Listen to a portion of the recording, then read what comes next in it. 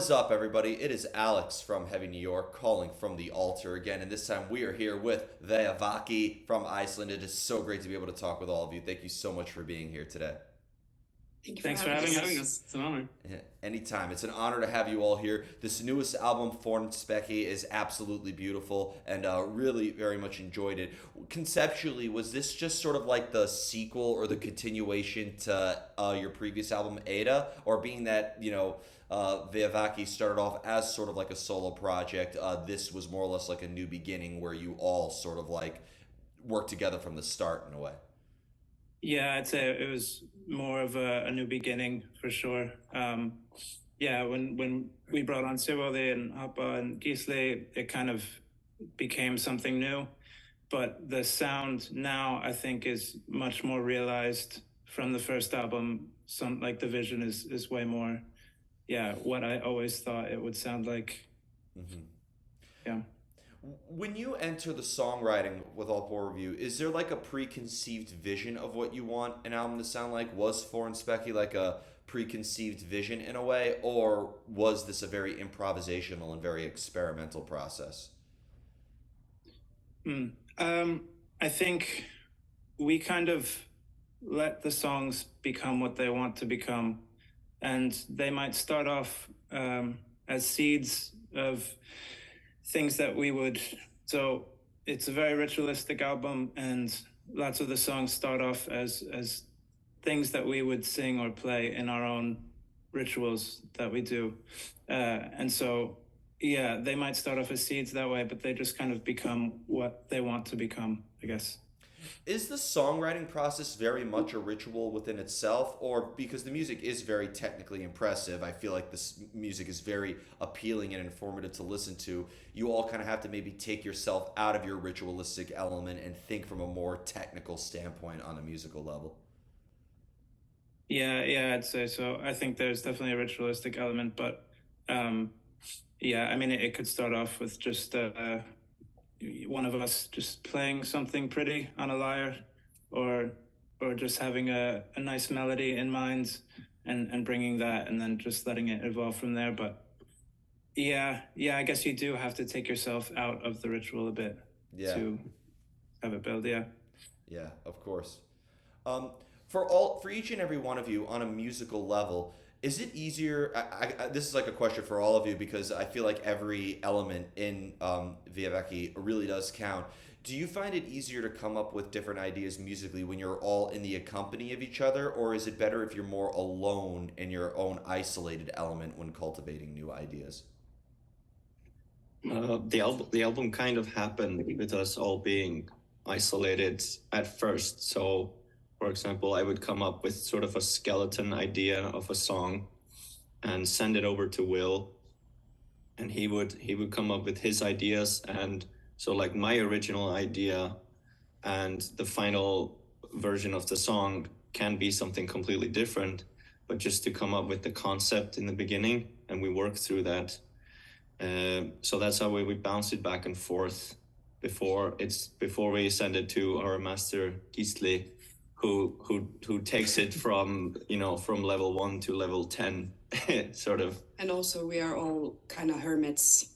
We like Yeah. to have our alone time, and like when I write texts, it's usually right before I go to sleep, just Yeah. on my phone. I do think it's also helpful to not have you in the room when I'm doing my process, because there's a lot of, like, I would call, like, invisible production that I do, like things that you wouldn't necessarily know are there, but they just kind of add energy. And if they would know what it is, like Boy told me the other day, like, oh, there's a piano in this track. Yeah. I had no idea, you know. Yeah, I remember we were mixing something and you added a song. It's like, why are you adding a chainsaw? Exactly. To this? Yeah, there's like a lot of stuff Yeah. like that, and having them in the room while I do that would probably raise a few eyebrows. So Yeah, I feel like it's helpful to do it alone. I think we like working alone and together. Yeah, I think both is good. Not to mention, we started writing this album in the middle of COVID, so and I live in England, so there's no way that we could actually be in the same room together. But when we do record like bigger instruments, like drums and stuff, we go to an actual studio to record those. But lots of the little instruments, like the lyres or talarpa, voices, we can all do those in our home studios. And isolation is a very great fuel for creativity. It adds to the dark attire that is expressed in Vévaki for sure, right? Yeah, of course. Yeah, it's perfect with Iceland and in the winter months Yeah. where Yeah. everything is just dark and gloomy and you just want to stay inside under a blanket and write some stuff. Yeah, I know. That's why I thought when I went to Iceland in July, I was kind of visiting at the wrong time. I was like, when it was like 12 o'clock at night and it looked like it was 3 in the afternoon. I was like, man, I wanted it to be dark 24/7. That's special too. I feel like you need to visit Iceland twice at least, like one during the winter solstice and one during the summer solstice. Because they're Always. just Yeah. completely different countries. You know? Because I think like during the summer, it's great because there's so much beautiful landscape you want to explore that you can't see during the winter. Yeah. But I did dodge a bullet, and I think I left at the right time because that volcano was erupting like right as I was leaving. So maybe. I live literally next to that volcano. Like my house is probably the closest house to the volcano in the entire country. Why have you not done a photo shoot there? I mean, it's Because kind of a everybody tough has. there. It's kind of a tough Okay, fair to get there as well with equipment and stuff. Yeah, I it's feel also like. hard to get there. Yeah. But our friend and videographer Daniel, he used the volcano in the a full album version on YouTube. So Yeah, like- he has some shots of the volcano that are pretty epic. Yeah, he did a brilliant he basically tied the Icelandic landscape to our full album and gave every song a very unique texture using just the nature here. So yeah, there is one song in particular that uses the shots that he got from the volcano, and it is pretty epic. Yeah. Need to make a festival happen there. That's next. Yep. Just make sure everybody signs a waiver. Kitty. I love it. I love it. Cats are always welcome in the Zoom chats. I love it. Now, She's the 5th member of our band. Is it familiar over time? probably the most important too. Yes. Now, when every band or musical project in this style that brings traditional roots, whether it would be Wardruna or Hailung or the Hu, who's Mongolian folk music, there's a lot of conceptual elements and a lot of history that's incorporated. But is there also a time where maybe your own personal life and your own personal experiences and emotion also maybe influence the making of a song lyrically or musically?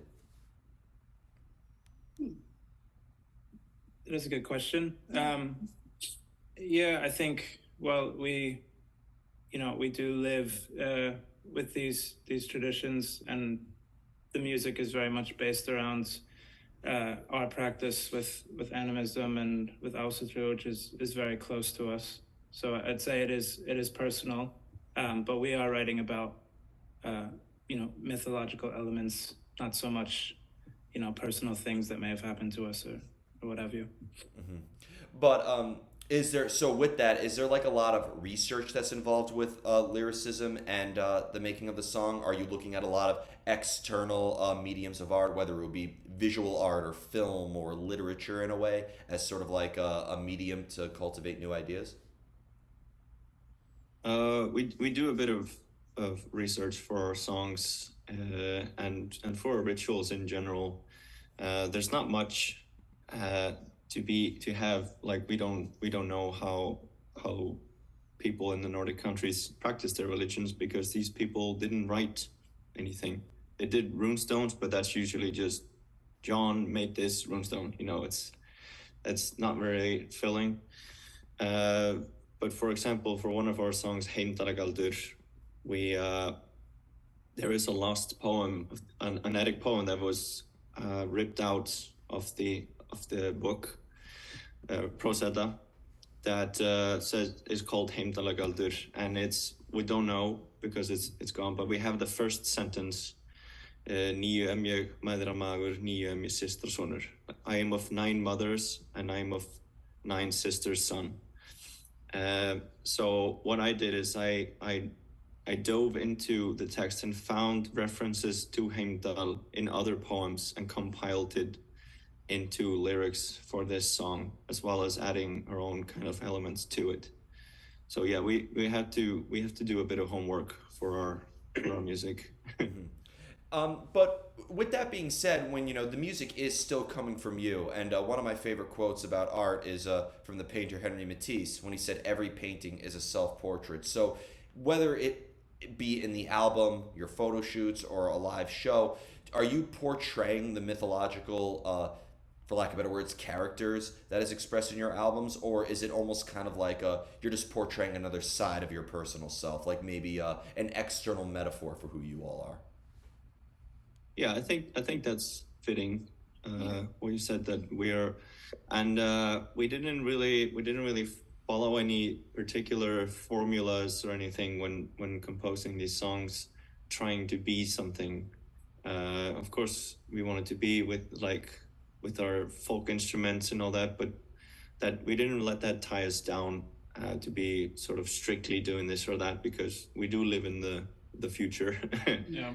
And so we're okay with using other kinds of song elements, and Gisle, being a neoclassical composer, added a lot of elements to the songs that are perhaps not heard in this kind of genre.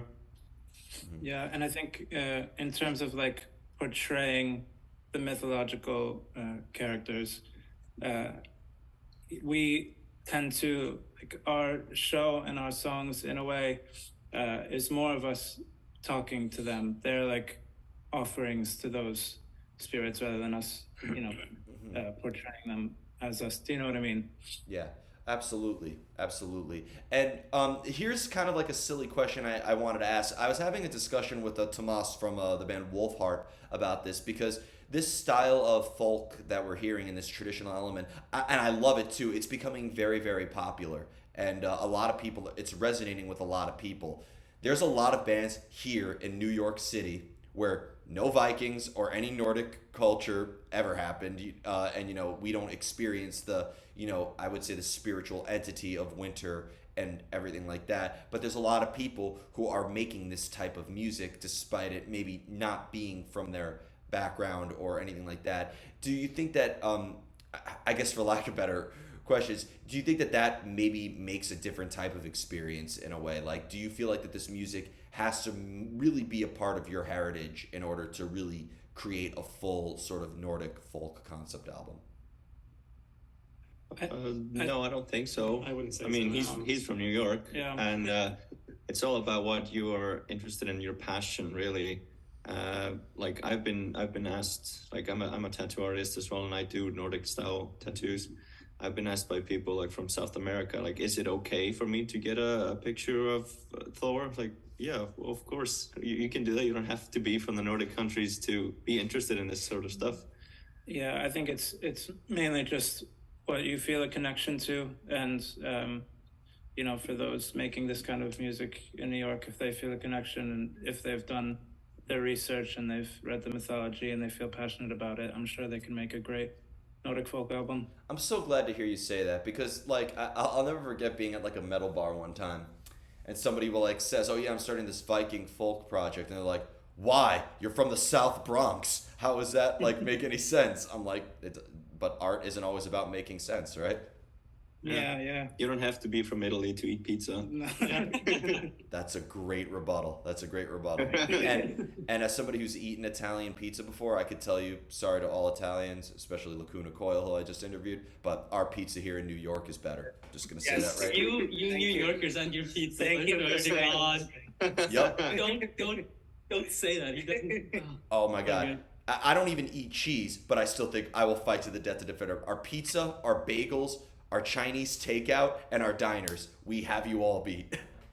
Well, I don't know. Make some good bagels. I live in England now. Their Chinese takeout is actually pretty good. It's a bit different, and also curry. We don't have curry so much in New York. Our Okay. album is going to get a 1-star review because of this. New Yorkers. This is great. I think we're gonna have maybe this could explore some new concepts in a way. Yeah, for sure. Now, do you feel that maybe though, because when it comes to expressing Nordic concepts, it's also been expressed in other styles of music. Like you guys don't really sound a lot like Amon Amarth, for example, or something like that. Do you feel like maybe you could explore these sides of yourselves through other mediums, whether it would be different styles of music or whatnot? Yeah, I think having Gisle on board brings like a very different element. He's more of a modern classical composer with lots of I guess like post-rock Yeah, influences, stuff post-rock, like more that. classical kind of. And yeah, bands like Amon Amarth, I guess, they do the whole Viking thing up really big, whereas we're not really tethered to Vikings at all. Our music is much more based in like our modern heathen practice. So of course, like, you know, we've all read Egil Saga and all we think Vikings are cool. The sagas are great, but yeah, that's not what we're about. We're more about the spiritual side and the living practice that is happening now today. That is obviously not tied to Vikings. And we also take lots of influence from natural forces. Yeah. Especially like extreme forces, like here in Iceland. Mm-hmm. And going to that spiritual entity, because I could tell when I listen to this music that I get a massive spiritual experience when I listen to Fornspeki. And obviously, when you create, it's a very spiritual experience. But sometimes you're working on a song for hours, days, weeks, maybe even years. So, do you find it maybe like the longer you work on something, the harder it is to sort of maintain that spiritual entity that initially sparked the song idea? Yeah, that's an interesting question. Definitely, when mixing the song after listening to it 1,000 times, you get kind of sick of your own songs. But when we go on stage and perform them, it's like giving the song new life, and that all comes flooding back, the feeling that was originally there, when you bring it to life on stage. Do you think it brings a new context to the song too when the audience is sort of like experiencing it? Yeah, definitely, because they're part of it now, and that energy really helps to build things. Mm-hmm. And here's another question, going kind of circling back to the isolation question. If you all need to be in a specific place, or prefer to write together or whatnot, is it really better if all four of you are on the same page when writing music and coming up with ideas, or could all of you, we're all individuals, could all of you being in maybe your own headspace or having your own experiences maybe actually help enhance the song in a way? I think a little bit of both. I mean, we all have the same sort of picture of what we want the songs to be, but we also kind of disagree sometimes in what kind of direction. So we find compromise and we work together on what's the best path. But I don't think we've ever we rarely butt heads on this. We're just like, hey, I think this is a better idea, and let's talk it through, and then maybe we pick this path instead of this one. Yeah. I think, for sound, like the sound of the song, that's definitely true. Conceptually, I think if Sivoli is doing a song, or if I'm doing a song, or Hapa's written lyrics, like we all have kind of our own vision that we bring to everyone, and then I think we're all okay with just letting that person go with the vision and just supporting that vision. But then Gisli is not heathen at all. He's kind of just in it for the music aspect, so he doesn't really care so much about the concept. I feel like that kind of helps us in a way as well, because it goes kind of through more of like a bird's eye view instead of from like the center of the story, if that makes sense. So I can have more of like what's the word I'm looking for? An outsider's view. Yeah, an outsider's view. So I can have a bit more of a like that kind of judgment on it when I'm working on my thing. Yeah, but it is unbelievably easy to work together for us. Like we see something and maybe it's like, oh, maybe you should do that instead, and it kind of just falls into place very naturally for us. Yeah, and again, I think we are really good at letting the songs become what they want to become, because we kind of view the songs as like little spirits themselves, and you want to just let them grow and be what they want to be. And everybody, and any artist who tells you that this doesn't happen, they're lying to you. But like every artist goes through an artist block. Sometimes they could either be jaded or just having a hard time getting ideas. Do you have to have this spiritual energy running through you in order to make this music come through fruition, or do you sometimes have to kind of like force the spirituality? I don't think it's ever forced, but there are some songs that you need to kind of work on a bit more and really hammer at. It is work. It is work for sure. But I think some of the best songs are the ones that just kind of come to you, and they feel like, yeah, they've just come from somewhere else, really. And those are easy and sometimes the best ones. I think most of the songs of the albums have been spawned from rituals that we have done. For example, Dísablót is a very common blót in general in the heathen practice. It's done in or around winter solstice, and it honors Dísir, or like the female goddesses, or we would say the feminine energy. That's just what you do on the winter. And like in the summer, on the solstice, no, on the summer solstice, you would perhaps do the male energy, so Thor or Freyr instead. So we're coming up with the concept for this blót that we were going to actually perform, and in return, that the idea for the song became real. But Yeah. Yeah. No, I was just gonna say, like the way we start our album, the song Brynjólfur, it takes from a very common poem that we use to start our rituals, in Ásatru, and it's basically just giving thanks to the day and to the night and the gods and goddesses and to the earth, and it's pretty much said at every blót or ritual, and so we've used that poem to start the album. I also feel like the beginning of the process, like of each song, I think we are in a certain state of mind when we come up with like the overall kind of song. Yeah. So it's like in the beginning it's maybe more spiritual, and then it comes to the technical aspects as we move it forward. Yeah, it's so. Well, when it comes to playing live, because not every day is the winter solstice, and there's times where you're at a venue and maybe it isn't as rooted in nature or rooted in roots. You're in like a more futuristic setting. If you're writing this in a studio where there's modern technology everywhere, and not a lot of spiritual entities in there as well. Does that at all become an extra obstacle in a way to sort of like replicate the spiritual energy into a live venue, or into like a studio in a way? Does setting matter, more or less? Good question.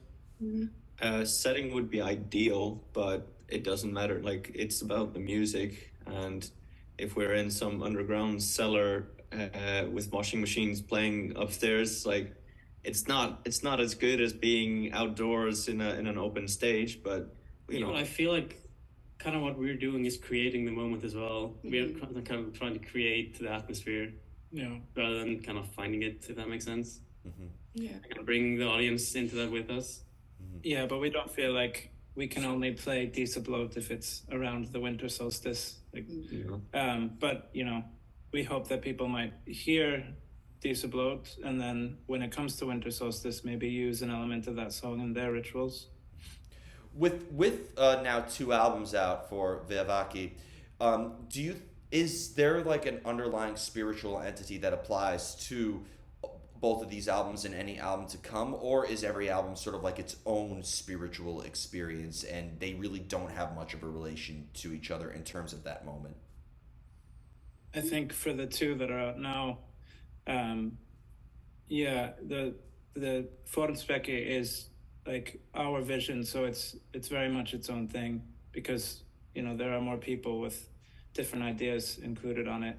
So and I think that though in the future we will build on that, but I don't know how tethered it will be to the previous album, or if it'll be something completely new. Mm-hmm. Yeah. Well, oftentimes, like with our songs, we didn't really set out like when I wrote Hindalagaldur, I wasn't like, I'm going to make a song about Hindal. It just kind of, the concept kind of came to me, and so like we're not tied to making the next album being a sort of canon to this one. I think we're already started thinking about some songs. I think we're excited to explore new things on the next album, as far as what we've been talking about so far. The next one, I think there's going to be a more original writing, and more just like experimental things that we are kind of figuring out. Yeah, we want to delve into more traditional, like specifically Icelandic things as well, like rimmer, which is a type of, well, it's a way of singing old poetry. It's a very specific kind of melodic meter. So yeah, just exploring new things like that. There's one Very song, difficult. Veteran on the album is like an example of that. Yeah. Well, if you were to like play live and play newer songs and play some Florence Becky songs and then some Ada songs and go all along the catalog, does that almost bring like a new type of adventure in a way? Does it almost feel like you're going through not just different spiritual entities, but also going through many different dimensions through time? Well, it may, but since Edda was done with just me recording lots of different instruments, it's been kind of hard to adapt for us. So right now we're just playing songs from Vévaki. Okay. And here comes the most difficult question of the whole interview. I want all four of you to answer this because I love getting different answers. Okay. How do you know when you're finished with a song? Who wants to answer first? I hate that question. That's mean. That's why I love asking it. When it's on the album, I guess. Otherwise you can never let go of it. Yeah, when you send the masters. Yeah, and you, just like I think we had like a really big discussion on the group chat we were on when we sent in the masters. It's like, okay, I'll just send it. I'll send it. Yeah, I'll just send it. Okay, let's just do it. And then we just did it. I was like, we But just at least did at it. the masters, that's kind of when you can no longer make changes to it, so that kind of takes the weight off. But for me, I mean, I'm doing the mixing and stuff, so I'm the one that's doing all like tiny little changes at the end. So I kind of have to decide that they're ready when they're ready. But I think like the way my process is, I just kind of listen to them on repeat, and every time I listen to it, I always hear like a little flaw that I want to fix, and I create a little checklist of things to fix. And then once I stop hearing those things, that's kind of when I'm ready to send it to master. Yeah, and you probably just like closed your eyes and hit the button like send. yeah. I mean, there was one, like, we were almost finished with the album when I realized that I said one word wrong. Oh yeah, so yeah. like, gotta do that again. That's But kind like, of the I worst. think there is a cool kind of thing that happens though when like, yeah, the album is out there and everything, but when we're adapting these songs for live, there are little things that we do live, maybe slight little melody changes or whatever, that we just like more, and we might just do them live. So maybe you'll hear something a little bit different live that's not on the album. Being the music is so spiritually driven too, and so driven by the idea of a moment, I think that's important for the live show. Like, it would be boring or maybe even more kind of meaningless to just make it just a strict replica element, right? Yeah, of course. Yeah.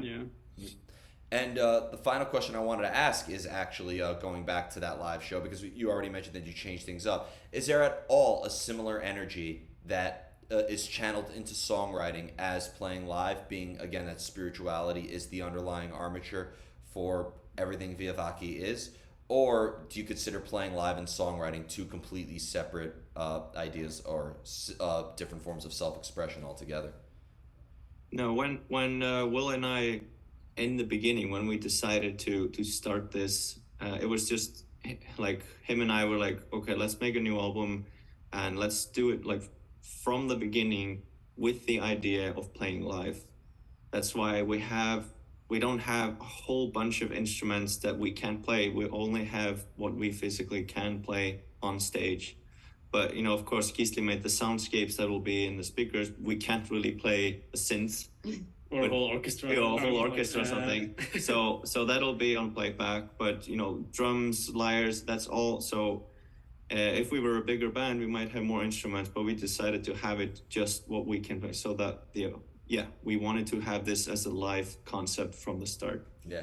One day there'll be a full orchestra and a full symphony. We need to make that That'd happen. be my dream. That is the dream. Yeah. Yep. In front of that volcano, I said. I mean, I would love Yes. to arrange these songs for more like a bigger orchestra and stuff, make more of an orchestral arrangement. Yeah. Yeah, that would be the dream. Yeah, that's something I think we'll explore more on the next album, is like having more of like the modern classical influence from Gisli. I think that really brings something a bit different to On this one, there's really only like 2 songs where I really like let loose on that. It's like Gredastad and Veturun, Yeah. where I kind of just went all out Gisli on those. Yeah. Like, Gisli all over them. Went full Gisli. Yeah. Yes. Yeah. I was kind of, for the other ones, I really wanted to like try to keep my stuff as more of a background, kind of a supporting element. But on those two, I kind of just went all out, and it kind of turned out well. So Yeah. we might explore that more, I think.